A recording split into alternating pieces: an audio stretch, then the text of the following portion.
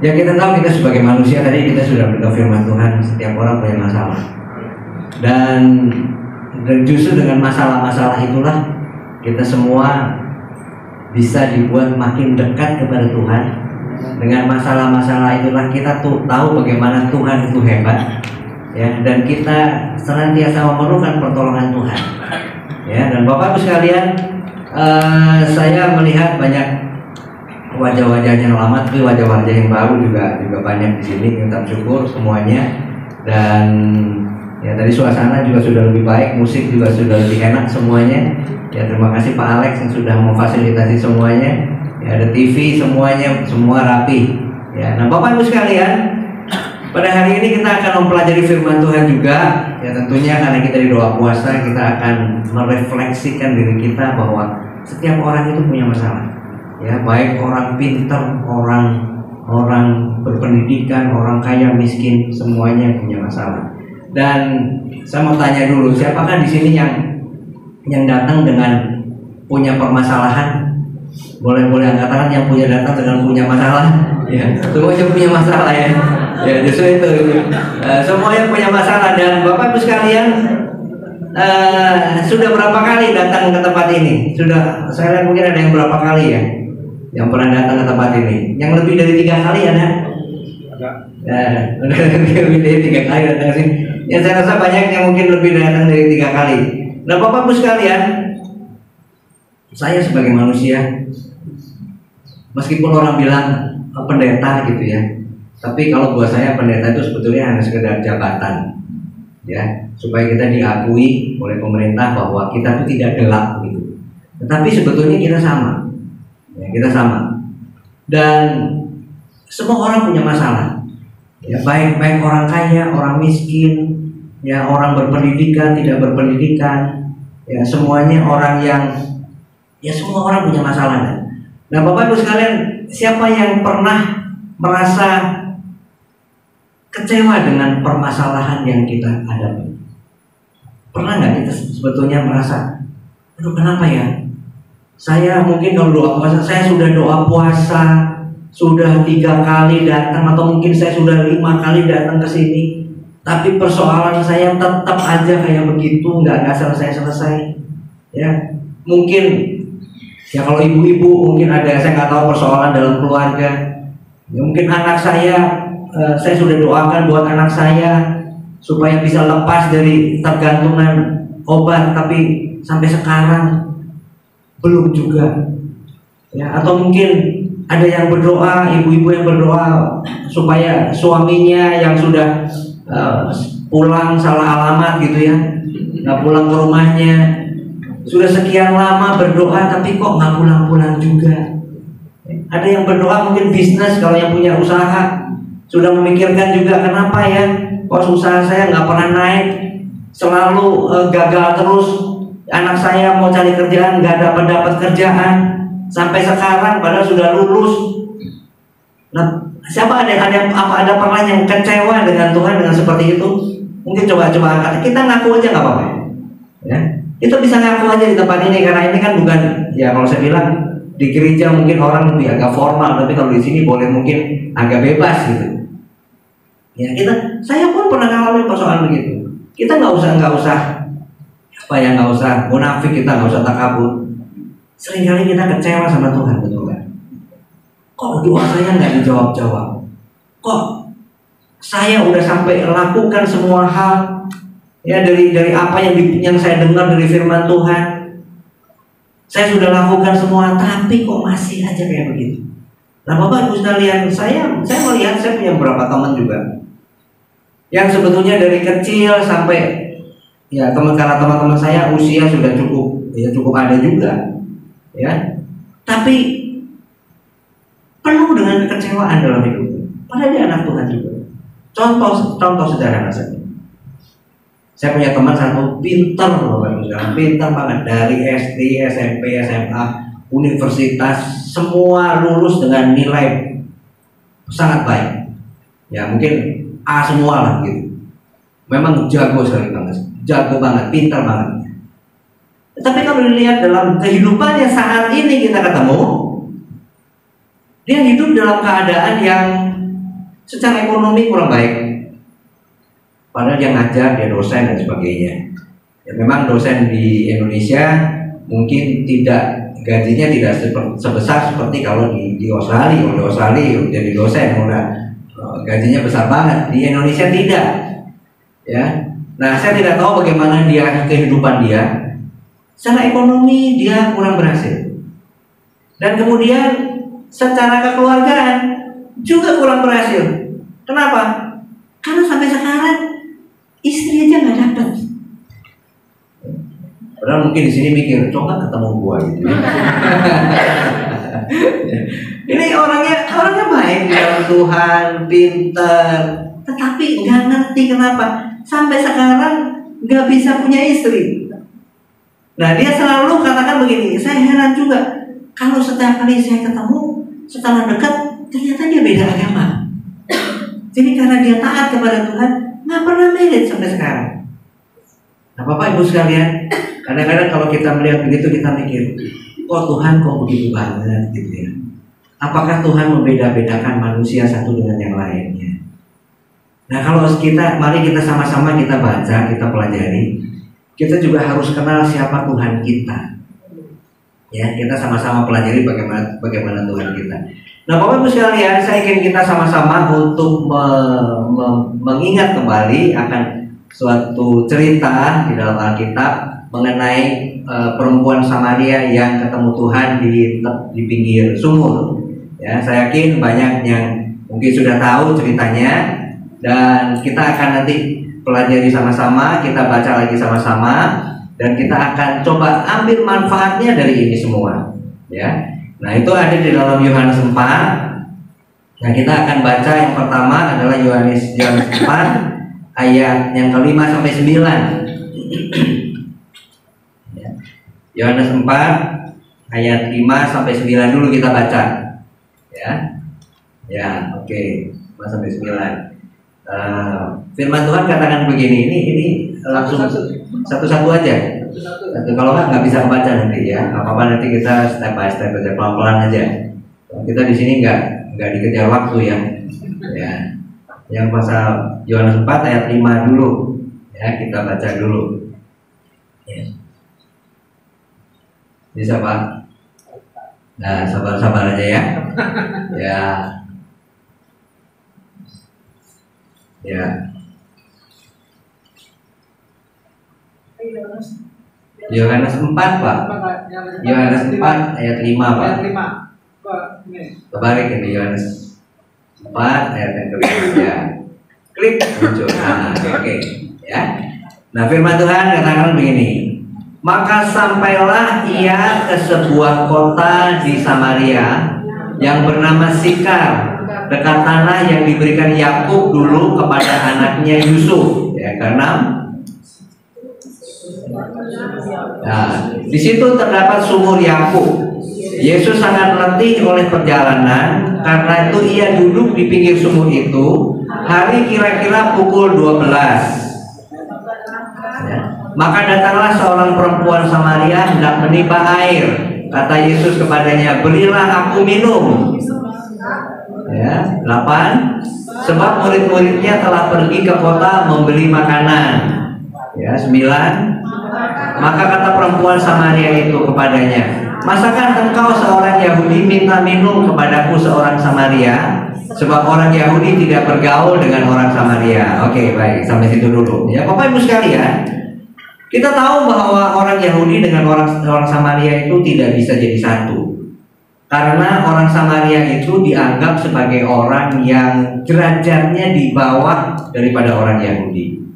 Nah, Bapak Ibu sekalian, pada saat itu ketemu di situ. Dan kalau kita lihat sebelumnya bahwa Tuhan Yesus itu memang sengaja pergi ke kota itu. Ya, pergi ke kota itu tentu dengan suatu tujuan tertentu. Ya. Nah, Bapak Ibu sekalian, pada saat Tuhan Yesus ketemu dengan orang Samaria itu, dan orang Samaria itu datang ke tempat itu, tentunya sama-sama sebetulnya dia tahu, mungkin orang Samaria perempuan itu tahu bahwa ini orang Yahudi. Dia tidak tahu siapa dia, mungkin dari pakaiannya, dalam cara berdandannya dia tahu bahwa itu orang Yahudi. Dan tentunya orang Samaria itu tidak mungkin menanya dulu, tapi dia diam-diam saja. Dan kemudian Tuhan yang mulai menanyakan lebih dahulu, berilah aku minum. Nah Bapak Ibu sekalian, dari sini kita mengenal sebetulnya Tuhan kita itu, Tuhan itu sebetulnya tidak memandang rendah kepada siapapun juga. Ini yang perlu kita ketahui Bapak Ibu sekalian, bahwa Tuhan itu tidak pernah membedakan kita siapa. Jadi kalau kita sekarang masih punya masalah dalam kehidupan kita, sekarang kita datang ke sini ke doa puasa dengan membawa segala persoalan kehidupan kita, jangan kita pernah berpikir, dan tadi saya tanyakan apakah Bapak Ibu sekalian pernah kecewa. Mungkin kita pernah kecewa, dan saya pun pernah kecewa. Kita pernah punya setiap orang punya beban persoalan. Dan kalau kita punya beban persoalan kita berdoa sama Tuhan. Kadang-kadang sampai kita memikirkan, kok nggak dijawab-jawab sih ya? Persoalan orang lain dijawab, kok persoalan saya tidak pernah dijawab? Kadang-kadang kemudian kita berpikir begini, jangan-jangan, gitu ya. Ini yang kita pikir, jangan-jangan saya itu dosanya lebih banyak dari dia, sehingga sehingga doa dia dijawab lebih cepat daripada doa saya. Itu kadang-kadang kita berpikir begitu. Atau mungkin kita berpikir juga, atau mungkin juga jangan-jangan karena dia orang yang sudah lebih lama pergi ke gereja, sedangkan saya mungkin baru 10 tahun sebab kenal Tuhan, mungkin doa dia lebih dijawab sama Tuhan daripada doa saya. Atau mungkin karena dia orang kaya, lebih kaya dari saya ini orang miskin, nggak punya apa-apa, mungkin doa saya nggak nyampe. Kayak kalau orang beli perangkonya kekecilan, jadi doanya nggak nyampe-nyampe. Kalau pakai cepat, ya pakai internetnya lebih cepat, sampainya ke Tuhan lebih cepat, ya. Nah itu kadang-kadang kita berpikir gitu, dan kita kadang-kadang sampai kita kecewa sama Tuhan, kita ngomel sama Tuhan juga, kita kadang-kadang bersungut-sungut sama Tuhan juga. Kenapa ya Tuhan? Apa bedanya sih saya sama dia? Ya. Dia waktu itu berdoa, anaknya belum dapat kerjaan, sekarang ternyata udah dapat kerjaan. Anak saya berdoa, udah sampai saya doa puasa dan sebagainya, kok anak saya nggak dikasih kerjaan juga? Sampai nganggur, sampai stres di rumah. Kenapa? Nah kadang-kadang Bapak Ibu sekalian, kita kadang-kadang secara tidak langsung kita berasumsi, kita berpikiran negatif kepada Tuhan, seolah-olah Tuhan itu membeda-bedakan orang. Tapi kalau kita lihat di dalam kesempatan ini, kita melihat bahwa Tuhan itu tidak pernah membeda-bedakan orang. Tuhan itu sengaja datang ke kota Sikar itu untuk saya yakin Tuhan itu punya visi ke depan kan, dia punya pandangan ke depan. Dan kalau dia pergi ke suatu tempat tentunya dengan suatu tujuan tertentu. Meskipun si perempuan itu tidak tahu bahwa Tuhan itu memang sengaja datang ke situ, tapi Tuhan tahu. Dan Tuhan memang punya rencana untuk dia bertemu dengan seorang perempuan itu untuk mengangkat segala persoalan dalam kehidupannya. Nah Bapak Ibu sekalian, yang pertama kita harus kenal Tuhan. Kita mengetahui Tuhan kita, bahwa Tuhan itu tidak pernah membeda-bedakan kita. Siapapun kita, bagaimanapun kondisi kita, Tuhan tidak pernah membedakan. Nah jadi Bapak Ibu sekalian, Tuhan itu tidak pernah mengecewakan orang karena apakah kita miskin, ya mungkin apakah karena kita kurang pendidikan, saya nggak sepintar dia, saya nggak sehebat dia, atau mungkin dia mah cantik, saya mah jelek, mungkin kalau orang jelek nggak ditolong Tuhan. Jangan kita pernah berpikir seperti itu. Tuhan kita adalah Tuhan yang baik, Tuhan yang mendengarkan semua seruan doa kita, apapun keadaan kita, bagaimanapun kondisi kita. Hanya kadang-kadang kita perlu bagaimana sebetulnya yang ingin Tuhan lihat adalah bagaimana kondisi kita justru, bagaimana kita merespon dengan semuanya yang kita alami. Saya punya teman juga yang dia cancer. Ya, dia cancer juga, dan dia sebetulnya punya latar belakang yang berbeda. Dia punya latar belakang dari agama seberang, dan dia sekarang justru mengikut Tuhan. Dia kenal Tuhan karena istrinya sudah lebih dahulu dalam Tuhan. Tetapi kadang-kadang dia bertanya, dia kadang-kadang suka WA sama saya. Dia tanya saya, kenapa ya kalau saya ngalamin begini terus? Ya, dia mengalami cancer dan sudah di kemo, sudah mengalami semua perawatan semua dengan baik, tetapi kok nggak sembuh-sembuh. Dalam arti kata, mungkin cancernya turun, tetapi ada persoalan-persoalan yang lain yang muncul. Ya, dia tangannya baal, kakinya baal, dia nggak bisa rasakan semuanya. Saya sudah berdoa sekian lama, tapi kok Tuhan nggak dengar. Itu yang membuat kadang-kadang kita kecewa. Dan saya bilang, semua orang punya jalur sendiri-sendiri untuk ketemu Tuhan, betul. Dan kalau tadi dikatakan seperti Rasul Paulus juga mengalami hal seperti itu. Tuhan punya rencana dalam setiap kehidupan kita. Jadi jangan pernah kita kecewa kalau kita punya permasalahan dalam kehidupan kita. Permasalahan kita membuat kita kadang-kadang lebih dekat kepada Tuhan. Permasalahan yang kita hadapi sebetulnya membuat kita untuk mengerti, mengenal lebih jauh kepada Tuhan. Dan yang pasti Bapak Ibu sekalian, saya ingin garis bawahi bahwa Tuhan tidak pernah membeda-bedakan satu dengan yang lainnya. Ya, itu yang pasti. Dan yang kedua adalah yang kedua kita pelajari adalah, mari kita baca ayat yang ke-10 sampai 19. Tolong ya Pak. Ya. Jadi jangan kita minder sama Tuhan. Ya, ayatnya ke-10 firman Tuhan katakan begini.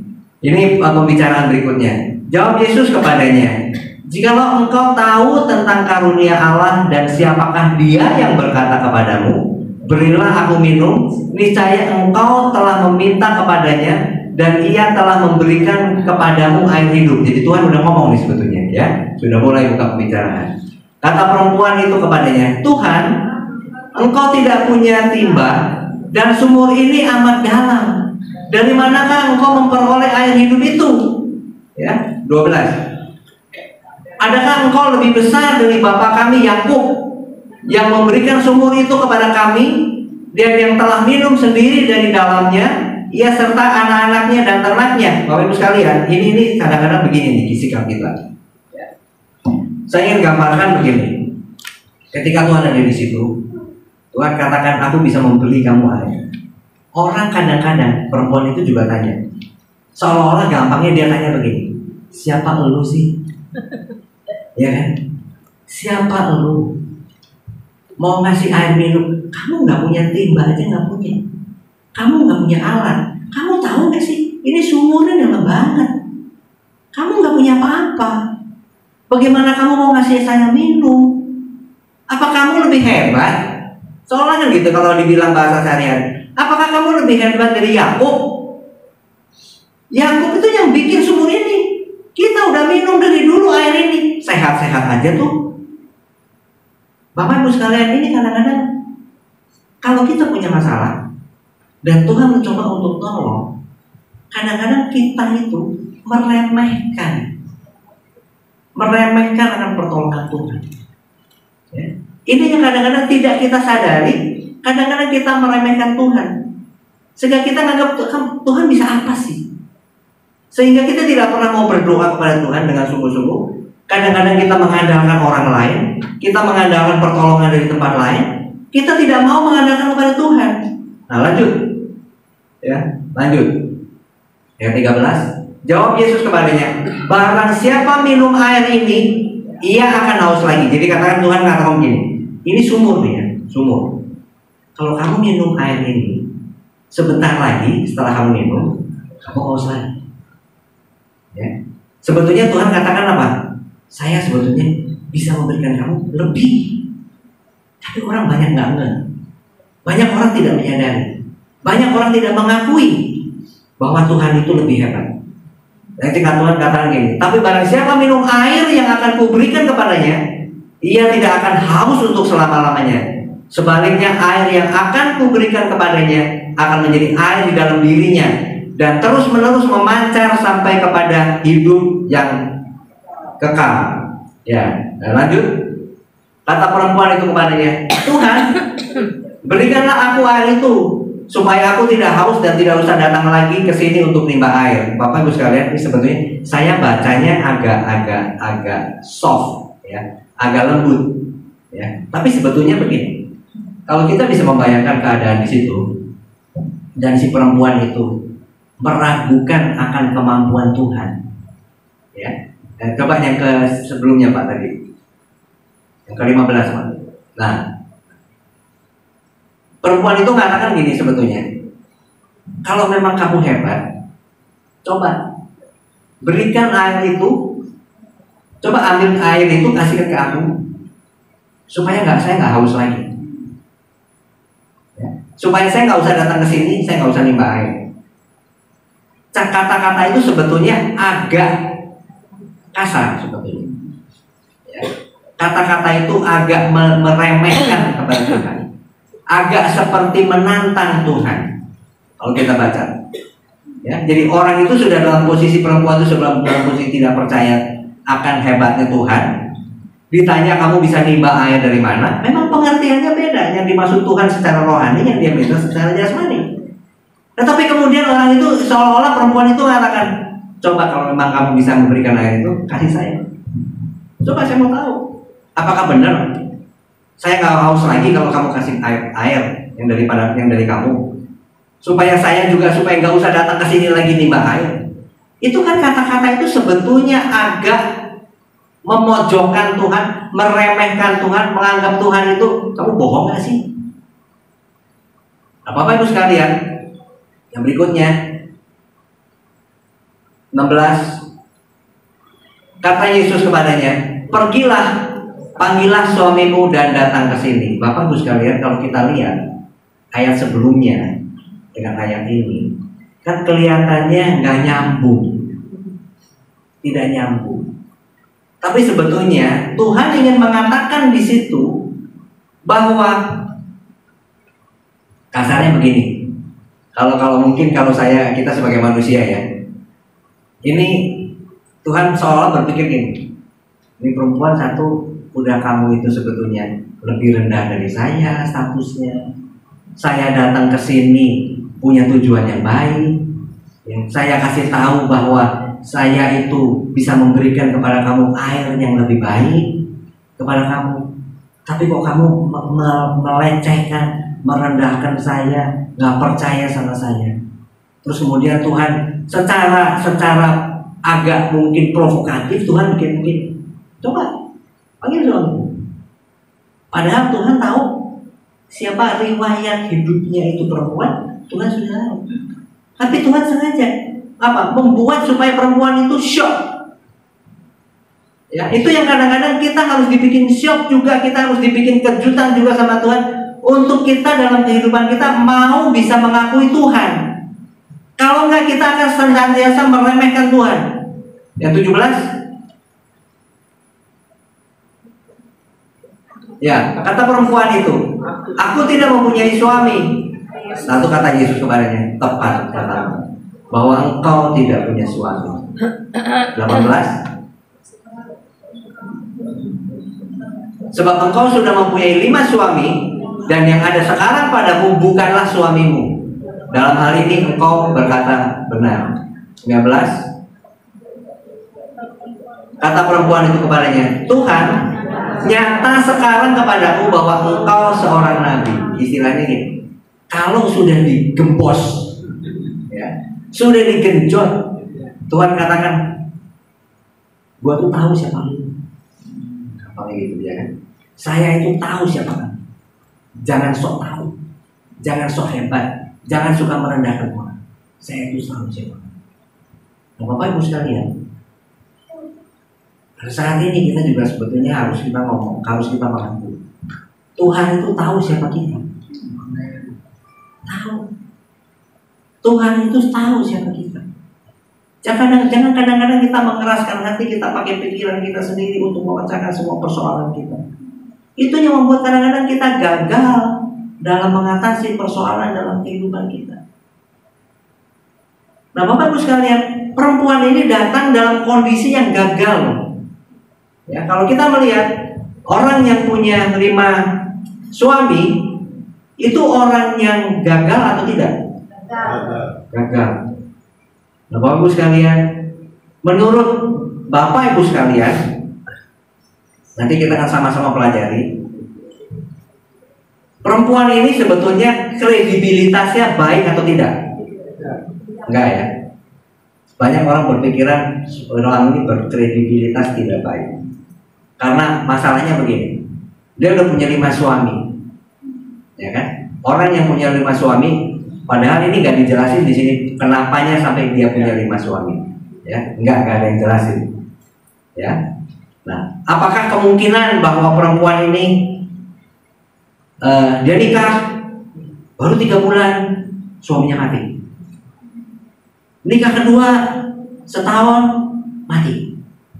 Nikah ketiga baru 2 tahun mati. Kira-kira begitu nggak sih? Nggak ada yang tahu kan? Nggak ada yang tahu kan? Atau mungkin orang berprasangka bahwa perempuan ini menikah terus kemudian wah mungkin dia mikirnya begini, laki gua kok kurang ganteng, ya tukar tambah aja deh, tukar tambah, ya tukar tambah, cari yang kedua lebih ganteng. Ternyata dia lihat lagi, ada yang ketiga nih, ada laki lain ganteng, kaya lagi, ya udah pakai mobil, semua mobilnya mewah, tukar tambah lagi.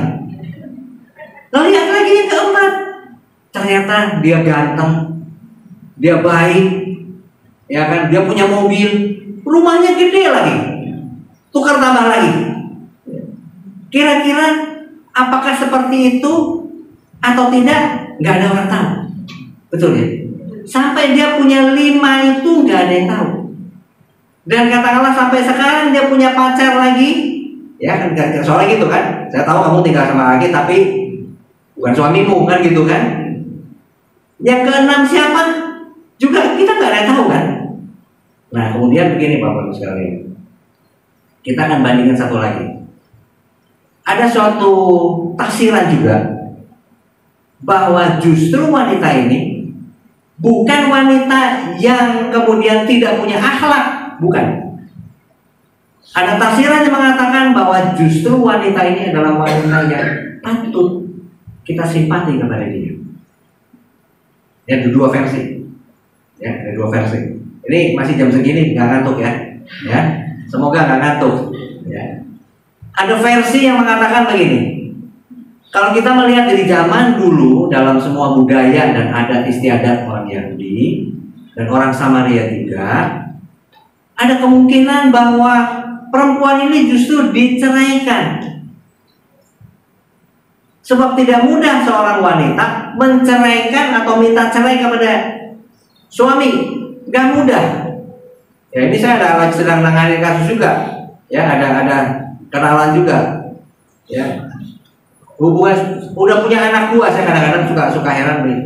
Udah punya anak 2. Yang satunya udah besar, dua-duanya yang paling besar, yang paling besar maksudnya anak yang tertua sudah cukup dewasa, sudah kerja kalau saya nggak salah. Saya baru dengar di telepon, Pak Adi tolong ya, nanti kalau ketemu dengan istri saya ke gereja, kalau saya bilang begitu berarti tahu dong orang Kristen, ya kan? Orang istrinya ke gereja kok, ya. Tolong kasih tahu Ibu Lydia, suruh konseling istri saya. Kenapa? Soalnya saya baru dengar Pak, saya dapat surat istri saya gugat cerai saya, sekarang udah dia masukin sendiri surat ke pengadilan. Zaman sekarang istri bisa menggugat, kalau zaman dulu enggak. Dan ini kita tahu adatnya. Berarti ada kemungkinan justru bahwa perempuan ini karena tidak punya anak, tidak bisa punya anak, diceraikan. Dia married lagi dengan harapan, mungkin dengan suami ini, kan dulu belum ada dokter yang bisa ngetes ya. Ini yang nggak subur yang mana, yang laki banyak perempuan. Kalau sekarang kan bisa dites. Dulu kan nggak ada kedokteran sampai situ. Nah kemudian menikah lagi dengan satu suami lagi, nggak punya anak juga, diceraikan lagi. Kawin lagi dengan penuh harapan, diceraikan lagi sampai 5 kali. Dan bahkan orang mengatakan begini, mungkin yang Tuhan katakan, kamu sekarang tidak punya suami dan kamu tinggal dengan seorang laki yang bukan suami. Kalau bukan suami kira-kira siapa? Ayo coba. Hah? Kumpul kebo. Nah, itu kumpul kebo. Itu pikirannya kumpul kebo. Ada pemikiran lain? Suami orang. Kok minus amat ya? Nggak dirasa gitu. Nah, siapa lagi? Ada kemungkinan. Kalau Tuhan katakan kamu kumpul dengan satu laki kan, tapi bukan suamimu kan? Berbuat zina ya Pak.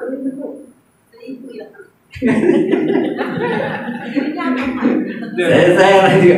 Semua mikirnya selingkuh, ya berbuat zina. Hah? Hah? Siapa lagi? Kan ada yang mikir, oh rupanya dia tinggal sama papanya. Ada nggak yang mikir gitu? Kenapa? Lo firman Tuhan nggak tulis loh. Kok kamu jadi bikin ayat sendiri? Ya kan? Justru kita ada tafsiran yang mengatakan perempuan ini adalah perempuan yang baik, yang begitu generous, begitu mengasihi, begitu mengalah, sampai dia mungkin merawat orang juga, mungkin orang tua, mungkin orang tuanya, mungkin omnya yang sakit, tapi yang pasti dia tinggal dengan seorang laki yang bukan suami. Bisa nggak kejadian? Nah, kalau saya ngomong begini bisa dong. Nggak ngeres semua dong pikiran kita. Semoga pikiran kita nggak ngeres semua. Ya, Bapak Ibu sekalian, inilah hal yang mungkin terjadi dalam kehidupan kita. Kita nggak boleh judgement orang selalu dengan pikiran yang negatif. Kalau orang punya masalah, semua dipikirnya dosanya gede-gedean sih, gitu ya. Dari dulu nggak bertobat sih, itu mulutnya rica-rica terus sih, gitu ya. Kan dia bilang mulutnya rica-rica pedes, ya. Padahal nggak selalu begitu. Apa yang dialami belum tentu semuanya itu negatif. Nah, nanti kita lihat kenapa orang bisa menafsirkan bahwa perempuan ini bukan ngeres-ngeres amat, enggak. Jadi justru bakal orang mengatakan bahwa orang ini ternyata orang yang generous, orang yang baik, orang yang perlu dikasihani. Itulah yang menyebabkan Tuhan sampai datang ke kota itu untuk bertemu dengan perempuan itu, khusus karena dia tahu perempuan ini baik, perlu ditolong. Dia saat ini dalam keadaan yang sudah nggak bisa apa-apa lagi. Sudah 5 kali ditinggalkan, diputus, cerai terus karena dia tidak bisa apa-apa. Dia harus terima nasib. Dan ternyata dia orang yang baik, yang masih siap menolong orang lain meskipun bukan apa-apanya. Atau mungkin ayahnya, atau mungkin orang yang sakit juga yang dia tolong di rumahnya. Jadi kita sekarang punya dua. Silakan Bapak Ibu sekalian punya persepsi yang pertama, yang anggap perempuan itu tidak baik, atau kita sekarang pikirkan perempuan ini adalah perempuan yang baik yang perlu ditolong. Kita punya 2 skenario dulu, nggak apa-apa, ya. Nah kita teruskan. Nah Bapak Ibu sekalian, jadi Tuhan tahu apa yang ada di dalam kehidupan kita. Cerita hidup saudara, pengalaman saudara, bagaimana saudara dulu hidup benar atau tidak, ngeres apa tidak, selingkuh atau tidak, jujur atau tidak, tukang judi atau tidak, gak usah ngaku sama siapa-siapa. Tuhan sudah tahu. Ya. Nah hanya yang perlu adalah, yang perlu kita sekarang harus bisa dengan berbesar hati adalah kita mau mengakui di depan Tuhan. Tuhan, inilah saya. Ya ada ceritanya kan ya, si Acong itu. Iya Tuhan, ini Oe gitu ya. Ya, yang ada ceritanya Acong itu sayanya. Ya. Nah Bapak Ibu sekalian, ini yang kedua yang kita harus ketahui. Yang pertama, kita tahu bahwa Tuhan tidak pernah membedakan kita semua. Kasih Tuhan sama. Yang kedua, Tuhan tahu cerita hidup kita. Sampai sekecil-kecilnya hidup kita, Tuhan tahu. Jangan coba sembunyikan apa-apa di depan Tuhan. Tuhan mau supaya kita mengakui segala kelemahan kita. Kalau kita mau, Tuhan tolong kita. Itu yang kedua. Yang ketiga, kita baca yang ayat yang ke-28, Pak. Kita lompati dulu ya. Kita 28.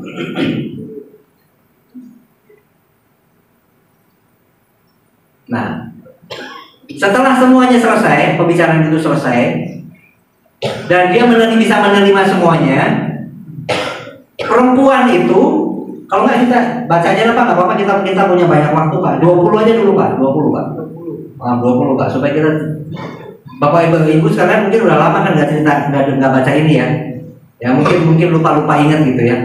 Jangan pernah bilang bahwa oh rasanya baru pernah kali dengar, waduh repot. Ya 20. Nah, firman Tuhan katakan begini, nenek moyang kami menyembah di atas gunung ini. Bapak Ibu sekalian, saya mau sampaikan sedikit bahwa orang Samaria mempunyai gunung yang disembah berbeda dengan orang Yahudi. Ya, nah ini nenek moyang kami menyembah di atas gunung ini, tetapi kamu katakan bahwa Yerusalemlah tempat orang menyembah. Ini masih ngeyel Bapak Ibu sekalian. Ya, perempuan itu masih orang Samaria itu menyembah di gunung Gerizim.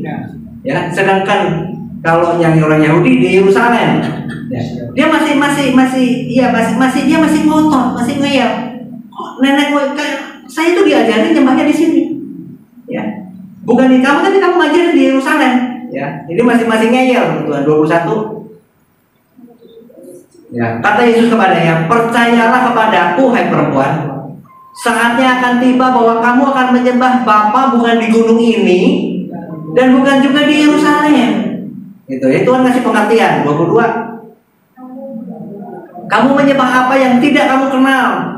Kami menyembah apa yang kami kenal, sebab keselamatan dari bangsa Yahudi. Ini sudah dinubuatkan, keselamatan dari bangsa Yahudi 23. Ya, tetapi saatnya akan datang bahwa sudah tiba sekarang bahwa penyembah-penyembah benar akan menyembah Bapa dalam roh dan kebenaran, sebab Bapa menghendaki penyembah-penyembah demikian.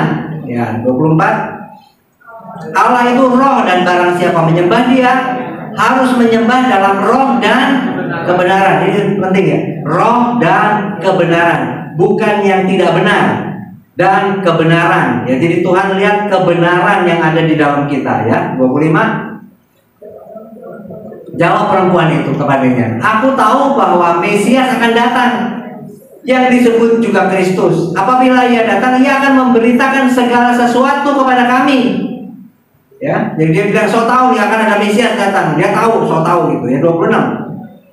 Ya, kata Yesus kepadanya, ya aku ini, ya saya inilah, ya saya ini yang lagi berkata-kata sama kamu, inilah Mesias yang akan datang itu. Nah Bapak Ibu sekalian, kembali kita selalu menyadari bahwa kadang-kadang sikap kita lebih tahu dari Tuhan. Nah jadi kalau kita ingin menerima hal-hal yang baik, saudara ingin semua doa saudara dijawab oleh Tuhan, ya kita harus ngikut, kita harus merendahkan diri kepada Tuhan di dalam kita menyembah Tuhan dalam roh dan kebenaran. Ya, 27. Ya, nah pada waktu itu datanglah murid-murid dan mereka heran bahwa Ia sedang bercakap-cakap dengan seorang perempuan. Tetapi tidak seorang pun yang berkata, apa yang kau kehendaki atau apapun yang kau percakapkan dengan dia. Jadi istilahnya murid ini hanya pada saat itu dia datang ke situ. Ya. Nah yang kedua ayat 28. Maka perempuan itu meninggalkan tempayannya di situ lalu pergi ke kota dan berkata kepada orang-orang yang di situ. Ya stop sampai sini. Bapak Ibu sekalian. Dia datang dengan tempayan. Yang ketiga yang kita pelajari adalah dia datang dengan tempayan di mana dia mau nimba air. Ya, dia mengharapkan air dari sumur itu. Tetapi Tuhan mengatakan bahwa akulah air kehidupan. Tuhan bisa memberikan yang lebih jauh, lebih hebat, lebih benar daripada apa yang dia harapkan. Nah langkah yang ketiga yang harus kita lihat dalam kita mengiring Tuhan sebagai anak-anak Tuhan, tinggalkan tempayan yang kita bawa kepada Tuhan. Tuhan waktu kita datang kepada Tuhan, kita datang sebagai orang yang gagal, sebagai orang yang butuh pertolongan Tuhan. Dan setelah kita ketemu dengan Tuhan, kita harus rela meninggalkan tempayan kita, kehidupan kita, tempat kita, apa yang kita pahami, prinsip-prinsip hidup kita. Tinggalkan kepada Tuhan. Tinggalkan semua kebiasaan kita, tinggalkan semua hidup kita, tinggalkan cara berpikir kita, tinggalkan sok tahu kita dalam tangan Tuhan. Pergi dan kita mulai suatu hal yang baru. Bapak Ibu sekalian, ini yang harus kita lihat dalam kehidupan kita. Kita harus pelajari dalam kehidupan kita. Perikop ini mengajarkan suatu hal yang sangat baik pada saat kita mengalami suatu masalah-masalah. Nah kalau kita baca dalam Efesus 4 ayat 22 sampai 24, mari kita baca sama-sama Efesus 4. Efesus 4 ayat 22 sampai 24. Efesus 4 ayat 22. Nah, yaitu bahwa kamu berhubung dengan kehidupan kamu yang dahulu harus menanggalkan manusia lama yang menemui kebinasaannya oleh nafsunya yang menyesatkan, supaya kamu diperbaharui di dalam roh dan pikiranmu dan mengenakan manusia baru yang telah diciptakan menurut kehendak Allah di dalam kebenaran dan kekudusan yang sesungguhnya. Bapak Ibu sekalian, kalau kita sudah ketemu dengan Tuhan, banyak yang kita masih tetap kehidupan kita seolah menyandang kehidupan yang lama. Yang dulunya pemarah tetap marah, yang dulunya merokok tetap merokok, maaf ya. Dulunya merokok tetap merokok, yang dulunya judi tetap judi, yang dulunya tukang mukul istri tetap mukul istri, yang dulunya ya tidak pernah berkomunikasi dengan baik dengan anak tetap kayak begitu, yang dulunya ngomong kasar tetap ngomong kasar, yang dulunya selingkuh tetap selingkuh. Bapak Ibu sekalian, kalau kehidupan kita seperti itu, meskipun kita datang ke gereja, meskipun kita ikut doa puasa, kalau kita nggak ada perbaharuan dalam kehidupan kita, kita tidak pernah mau meninggalkan tempayan lama kita di depan Tuhan, jangan dibawa pulang lagi, ya kita tetap kayak begitu aja. Itu yang kadang-kadang kita harus sadari. Coba kita introspeksi diri kita sendiri. Tuhan mengasihi kita semua sama. Semua sama. Itu yang pertama. Ya. Dan Tuhan yang kedua, Tuhan tahu bagaimana kehidupan kita. Sejarah kehidupan kita, brengseknya kita, bagaimana kita tahu semua. Tuhan tahu semua. Jadi jangan coba kita menyembunyikan, oh enggak Tuhan, saya enggak. Nonsens. Kayak tadi tahu ya, kita perempuan itu juga kan, tahu-tahu ditembak sama Tuhan. Dia meragukan akan apa yang Tuhan kehendaki, ditembak sama Tuhan. Gua tahu hidupku bagaimana. Jangan bohong deh, istilahnya begitu. Sama tidak dengan kita sekarang. Kadang-kadang Tuhan harus ingatkan kepada kita, jangan bohong. Di hadapan Tuhan jangan bohong, buka semua, buka semua. Jangan sampai Tuhan menuduh Anda, itu lebih sakit. Ya. Jangan sampai nanti ada orang yang tahu-tahu bersaksi depan, oh saya mah tahu, dia mah nggak benar, ngakunya aja baik, padahal hidupnya nggak pernah benar. Tuh lihat, tuh tanya istrinya. Paling gampang coba apa kalau bapak ibu sekalian, tuh tanya tuh sama pembantu rumah kita, pembantu rumah tangga kita, bagaimana kelakuan kita di rumah. Tanya sama supir, bagaimana kelakuan kita di rumah.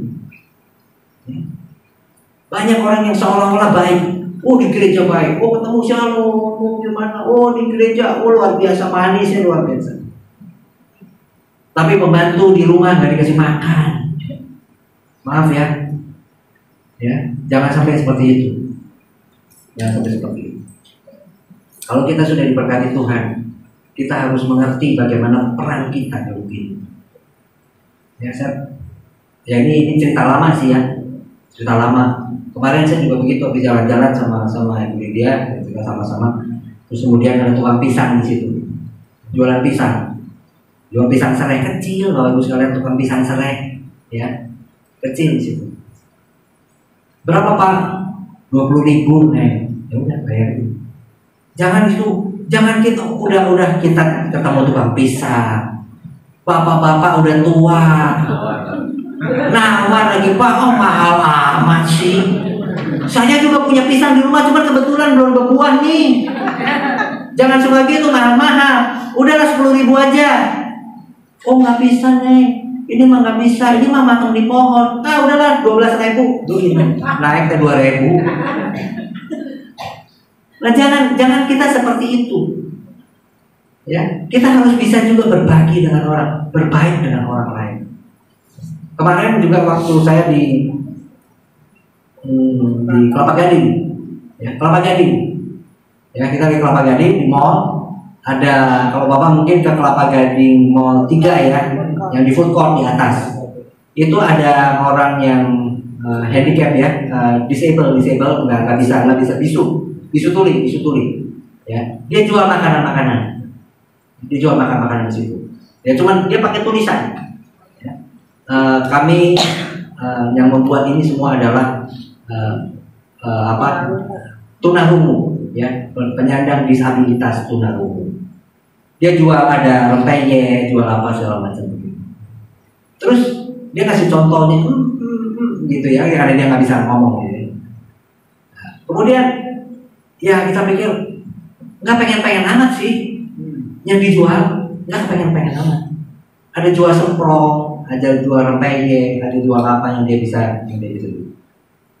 Ya udah, ada harganya di situ sekali. Ya udah kita beli, ya kita beli 3 itu 120.000, kayak semprong.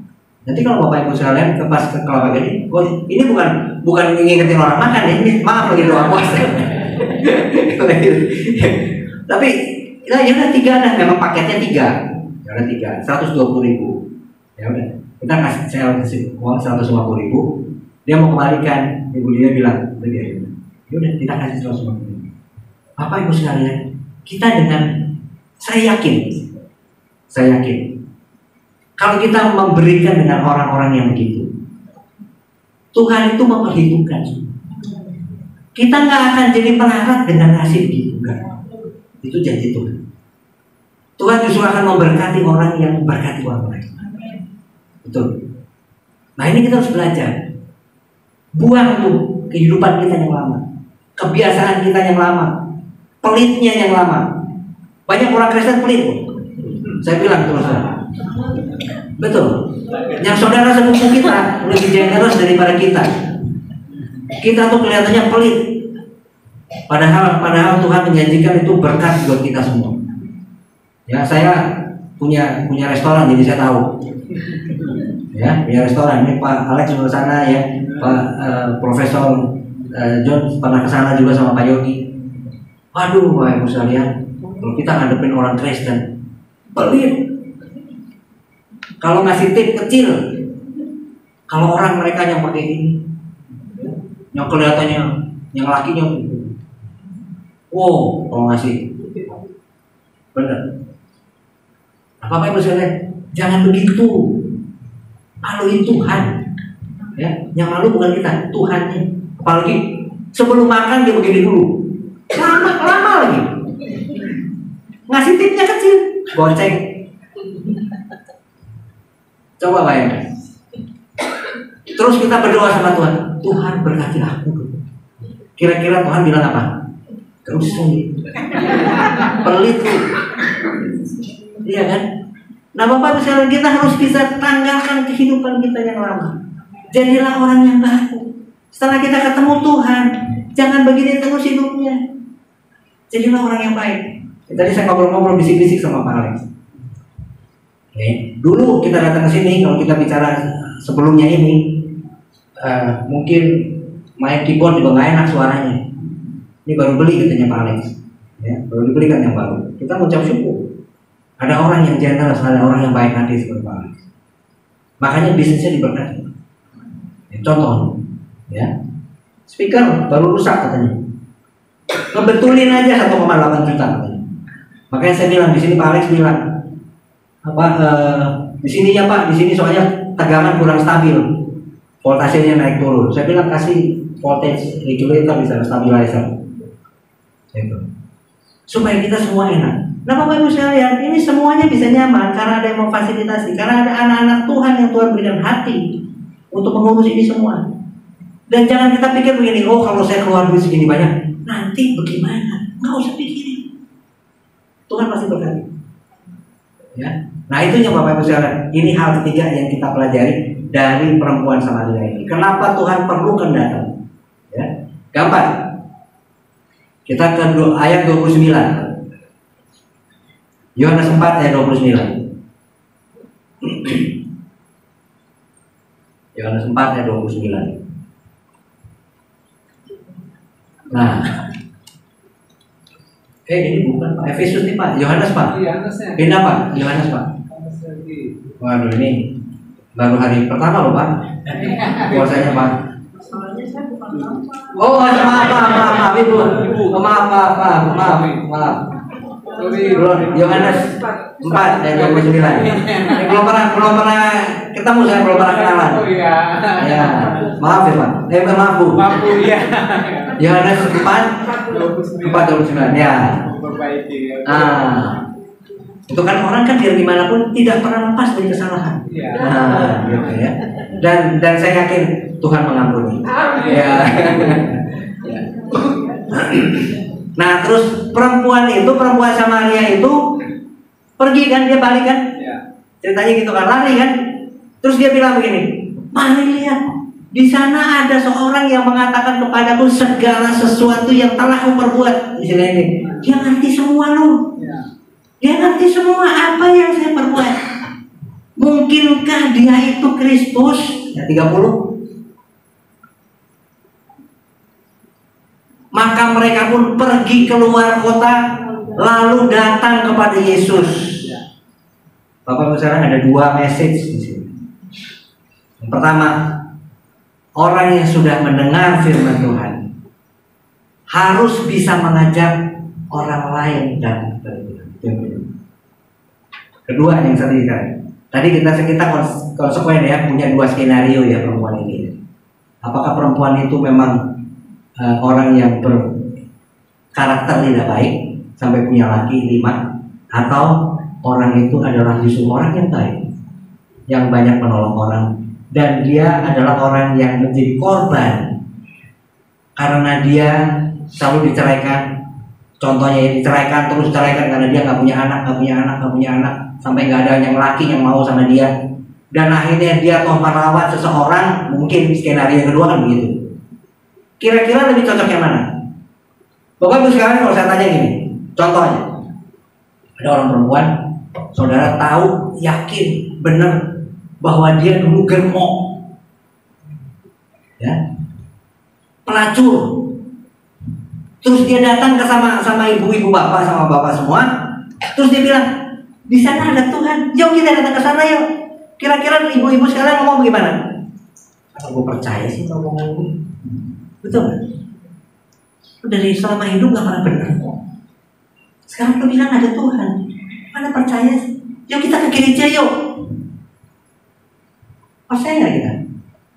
Atau lebih percaya ternyata orang ini adalah orang yang baik, dia adalah orang yang selalu gagal dalam kehidupannya, orang yang selalu menderita karena dia itu diceraikan oleh suaminya, karena dia gak bisa punya anak. Dia mandul, tapi Tuhan tolong dia, dan kemudian dia melakukan sesuatu hal yang baik. Berarti nama dia sebetulnya adalah namanya baik, sebagai orang yang mau berkorban selalu. Dan suatu saat dia mengatakan, ini gua saya ketemu Tuhan. Dia tahu loh apa yang saya alami. Dia tahu saya dihina orang, makanya saya datang jam 12 siang supaya saya nggak diomongin orang. Supaya saya nggak diomongin orang bahwa saya ini orang mandul. Malu saya. Sampai 5 kali kawin nggak punya anak. Kira-kira lebih cocok yang mana? Saya rasa lebih cocok yang kedua. Karena dia punya karakter yang baik. Dia selalu diintimidasi oleh orang, dan dia dilecehkan oleh setiap suami yang menikahi kepada dia. Dan Tuhan menolong kepada dia. Dan pada saat dia ngomong bahwa itu loh ada Tuhan, maka semua orang berbondong-bondong percaya dengan apa yang dia katakan, dan orang ikut sama dia. Apa yang bisa lihat? Skenario terserah kepada penonton. Tapi kalau saya percaya wanita ini sebetulnya adalah orang yang terintimidasi, orang yang hidupnya gagal dilecehkan oleh orang. Tapi Tuhan mengasihi kepada dia, Tuhan menolong kepada dia, Tuhan datang kepada dia, dan Tuhan tahu, dan Tuhan bilang ini, saya tahu hidup, saya tahu penderitaan, saya tahu kesulitanmu, hanya engkau tidak percaya kepada aku. Dan setelah kamu percaya kepada aku, setelah kamu tahu bahwa saya adalah Mesias, kamu tahu bahwa saya adalah Kristus, maka kamu memberitakan Injil. Dan saudara tahu, kalau kita baca dari sini, dia menjadi penginjil hebat dadakan, betul?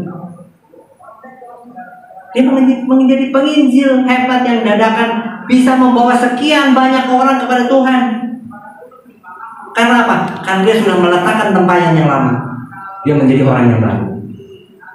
Dan dia berani menyaksikan bagaimana hebat itu. Dan sebetulnya bukan hanya itu saja Bapak Ibu. Karena kejadian itu, maka terjadi rekonsiliasi bukan hanya orang percaya Tuhan, tetapi antara Samaria dengan Yahudi. Ada suatu celah untuk rekonsiliasi. Orang ini berjasa besar. Orang yang tadinya gagal, perempuan yang tadinya gagal, bisa Tuhan pakai secara luar biasa. Kalau dia mau mengakui, dia bilang, dia sampai dia ngakui, tahu Tuhan itu tahu semua kehidupan. Dia buka. Ini perempuan yang mandul, yang nggak bisa. Tapi Tuhan mengasihi aku. Tuhan menolong aku. Tuhan menghargai aku. Tuhan menyelamatkan aku. Tuhan menolong aku. Dan pada saat itulah Tuhan pakai luar biasa untuk melakukan pekerjaan. Bapak Ibu sekalian, apa yang kita pelajari dalam cerita ini? Dalam kehidupan ini ada 3 tahap. Satu adalah tahap di mana kita masih sangat bergantung kepada orang lain. Ya, seperti istilahnya bayi. Bayi itu dia akan nurut saja apa yang dikasih orang tuanya. Mau dikasih susu kayak susunya merek apa mau dikasih ASI, dikasih makan apa, dia nurut semua. Orang masih bergantung. Itu sama dengan kehidupan rohani juga. Banyak orang yang hanya datang kalau misalnya punya masalah, dia datang kepada Ibu Sherly, Bu, tolong doain saya punya masalah. Datang sama Pak Alex, Pak, tolong doakan saya punya masalah. Atau datang kepada gerejanya, gembalanya, atau apa seniornya, yang mengatakan doakan saya, tolong saya perlu ini, saya perlu itu, saya nggak bisa ini, saya nggak bisa itu. Itu adalah tahap pertama, di mana orang sangat bergantung pada orang lain. Yang kedua adalah tahap di mana kita bisa mulai mandiri. Mandiri adalah orang di mana saya sudah mulai, saya bisa berdoa untuk saya sendiri, ya. Saya bisa berdoa untuk saya sendiri. Saya bisa mencukupkan untuk bergumul sendiri dalam Tuhan. Itu yang kedua. Tapi Tuhan perlu yang ketiga juga. Tuhan perlu kita berbuah. Bukan hanya kita memikirkan kelemahan kita sendiri, bergumul diri sendiri, minta tolong kanan kiri, didoakan, datang ke doa puasa. Saya nggak mengatakan Bapak Ibu nggak perlu doa puasa. Ya, doa puasa kita mulai bisa berdoa untuk kita diri sendiri, menolong kita sendiri, berdiri sendiri, berusaha sendiri dalam segala persoalan kita. Tapi tidak berhenti di nomor 1 dan 2 saja. Tuhan menghendaki kita juga seperti wanita itu, menyampaikan, menolong kepada orang lain, memberitakan kebenaran firman Tuhan. Saya yakin di sini banyak yang senior dan yang pasti nanti ya harus berani memulai untuk menyaksikan bagaimana Tuhan itu menolong dalam kehidupan kita. Bagaimana Tuhan bisa menolong membuka persoalan kita. Akui semuanya di hadapan Tuhan dan mulai bersaksi. Tuhan itu luar biasa. Gak usah yang macam-macam. Gak usah jadi pendeta untuk berdiri di sini. Gak usah. Tidak usah. Saya katakan pendeta itu bukan apa-apa. Saya kadang-kadang suka heran ya. Kalau ada orang marah hanya gara-gara di depannya ketinggalan nama pester. Saya bilang kebangetan. Benar. Bukannya nggak ada. Banyak Bapak Ibu sekalian. Saya bilang pendeta itu hanya jabatan yang ada di dunia. Di surga Tuhan nggak lihat pendeta nggak pendeta. Nggak ada. Kalau saudara yang bersaksi di sini di depan sini, menyaksikan bagaimana pertolongan Tuhan menolong dalam kehidupan saudara, diacungin jempol sama Tuhan. Jadi yang terakhir adalah saya ingin katakan, karena kita bicara mengenai sumur yang filosofi sumur. Sumur itu pasti ada batasnya, betul ya? Kalau saudara nggak pernah timba sumurnya jadi kotor, betul kan? Sumur yang aktif dipakai, sumurnya jadi bersih. Ya. Dan kalau sumur itu diambil terus, airnya bakal habis nggak? Nggak bakal habis. Begitu diambil berkurang sedikit, tapi nanti penuh lagi. Diambil lagi, penuh lagi. Jadi kalau saudara berusaha untuk membeli, saudara nggak akan kurang. Tuhan nggak akan kasih kurang. Kalau saudara nggak ambil itu sumur, bisa luber nggak, nambah nggak? Nggak nambah juga. Nggak nambah juga.